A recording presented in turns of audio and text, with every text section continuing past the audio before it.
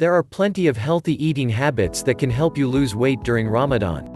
But it is best for these habits to be maintained well after Ramanda ends, so you can reap the benefits for the long term. These include, avoid using too much added oil when cooking, e.g. not adding ghee to dishes such as harissa and replacing cream soups with grain or vegetable soups. Use grilling or boiling cooking methods to prepare meals rather than frying. Eat lean red meat, or skinless grilled chicken, and more grilled fish. Substitute sweets with fresh fruits within allowed limits. Eating 2 servings of fruits per day is sufficient, with 3 dates being the equivalent of 1 serving and delivering about 60 to 70 calories.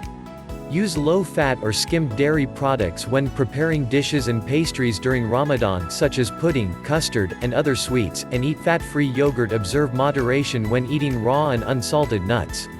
Substitute sweetened juices and concentrated drinks with fresh juices and limit intake to 1 cup per day. Increase fluid intake, especially water, between iftar and suhoor. Eat fresh vegetables and serve salads without high fat and mayonnaise dressings. Instead, use a small quantity of olive oil and vinegar without adding salt.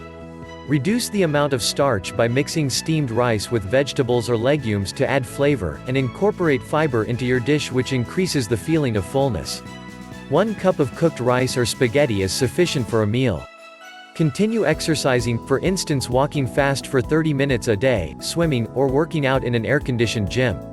For more such videos, like, share and subscribe.